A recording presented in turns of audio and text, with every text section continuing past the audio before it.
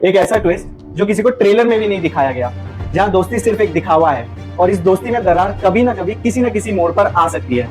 दोस्तों, ये है जियोपॉलिटिक्स का पर्दा और आज हम इस पर्दे को खींचने वाले हैं। आज के टाइम पे विश्व की राजनीति पूरी तरह से हिल चुकी है।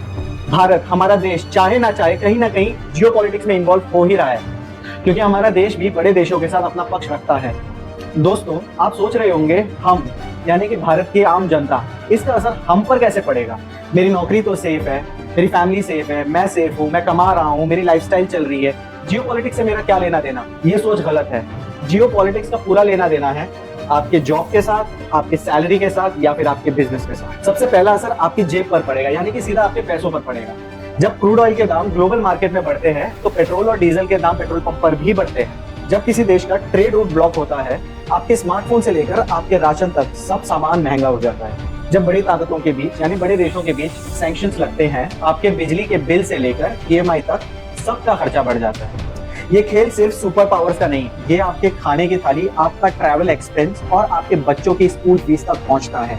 और ये हमारे देश के लिए और भी चैलेंजिंग है। एक तरफ ग्लोबल प्रेशर, दूसरी तरफ अपनी इकोनॉमी संभालनी है। एक गलत डिसीजन और रुपए की कीमत नीचे। समझ लो, ये कोई दूर का तूफान नहीं है, ये आपके घर के दरवाजे तक आ चुका है, बस आपको इसकी आवाज सुनाई नहीं दे रही है।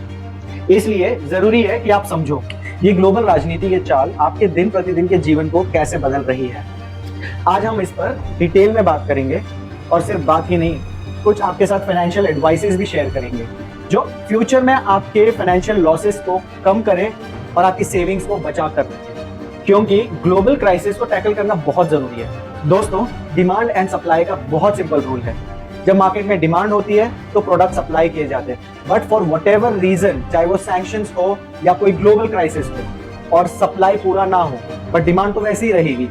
इससे ये हो जाता है कि उसके प्राइसेस बढ़ जाते हैं और प्राइसेस बढ़ने की वजह से उसका सीधा impact, direct impact common man यानी इंडियन सिटीजन को पड़ता है। फिर आप चाहो ना चाहो, इसमें पेट्रोल, डीजल, खाना पीना, राशन, कपड़े, लाइफस्टाइल सब कुछ महंगा हो जाता है। दोस्तों, जियोपॉलिटिक्स की वजह से और वर्ल्ड सुपर पावर्स की वजह से भारत पर बहुत प्रेशर है। एक तरफ डिफेंस और एनर्जी के पुराने पार्टनर, दूसरी तरफ टेक्नोलॉजी और इन्वेस्टमेंट के नए पार्टनर। हर डिसीजन एक रेजर थिन बैलेंस है।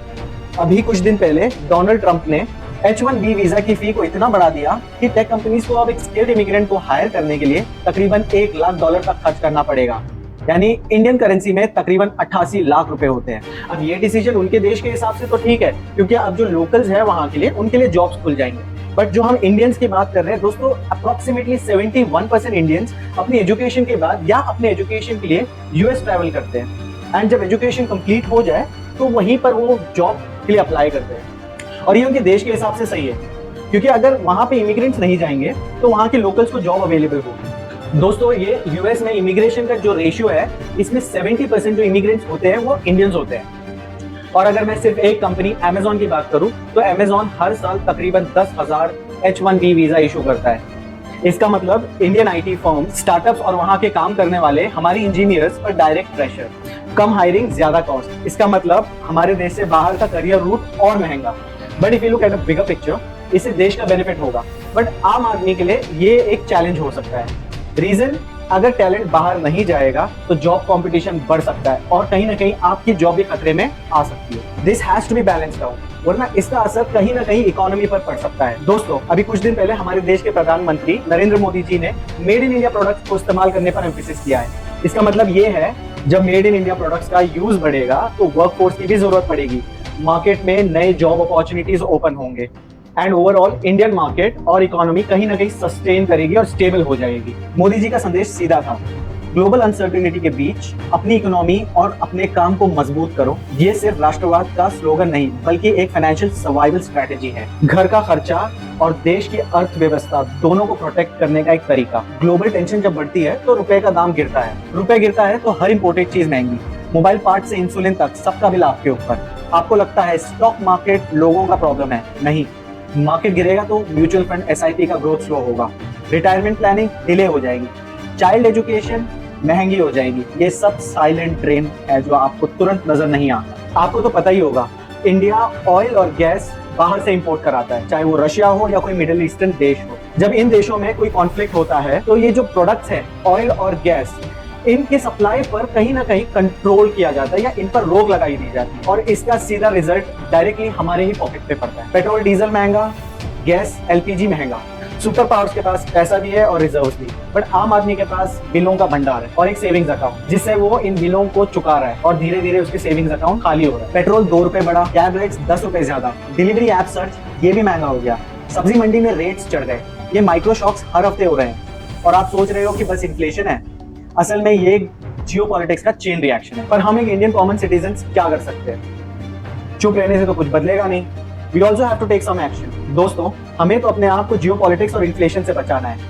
अपने इन्वेस्टमेंट को, अपने पैसों को सही जगह यूज करना है, सही जगह इस्तेमाल करना है ताकि जियोपॉलिटिक्स और इन्फ्लेशन का असर हम पर नहीं पड़े। हमें अपने इन्वेस्टमेंट को डाइवर्सिफाई करना है, जैसे कि इमरजेंसी फंड, कम से कम 6 महीने का खर्चा अलग रखो, सिर्फ एफडी पे मत टिको, म्यूचुअल फंड्स, गोल्ड और छोटे इंटरनेशनल एक्सपोजर्स के ऊपर भी ध्यान दो। जितना हो सके बल्क में परचेज करो, जैसे घर का ration, always purchase that in bulk. सबसे बेस्ट तब होगा जब किसी सुपरमार्केट में या हाइपरमार्केट में रेट्स लो रहेंगे, सेल लगा होगा या डिस्काउंटेड रहेगा।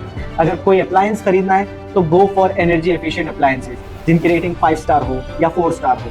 अपने स्किल्स को कंटिन्यूअसली अपग्रेड करो। जॉब मार्केट में ग्लोबल रिसेशन आ सकता है, स्किल सेट स्ट्रॉन्ग रखो। ये फैंसी एडवाइस नहीं, सर्वाइवल स्ट्रैटेजी है। Try to have multiple sources of income. जितने सोर्स ऑफ इनकम ज्यादा होगा उतना आप कमाओ। ये सिर्फ शुरुआत है। अगले एपिसोड में हम ब्रेक डाउन करेंगे कि कैसे करेंसी, ऑयल और फूड सप्लाई के इनविजिबल धागे आपके रोजमर्रा के खर्चे को कंट्रोल करते हैं। और हाँ, स्मार्ट फाइनेंशियल स्टेप्स को भी डिटेल में समझाएंगे। स्टे ट्यून, समझना बहुत जरूरी है क्योंकि price in the end of the day आम आदमी ही चुकाता है। दोस्तों, मेरा नाम है वहीद जिक्रिया। आई होप आपको मेरा ये कंटेंट पसंद आया हो। Please subscribe, like and share it with someone who needs it. आपकी कोई भी राय हो, फीडबैक हो, रिव्यू हो, please mention it in the comment section.